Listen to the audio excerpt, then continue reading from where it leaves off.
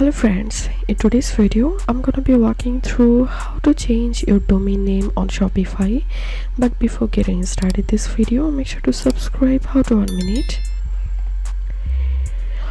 So first of all, go to settings and select domains.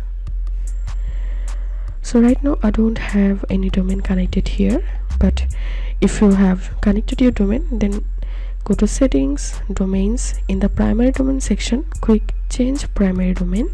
Select the domain that you want to set as your primary domain and then click on save.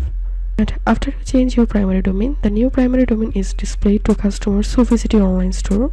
So this was the way we can change our domain name on Shopify. If you think to see more Shopify videos, please check the links and descriptions. If this video helped you, give a thumbs up and please consider subscribe. How to 1 minute. Thank you for watching.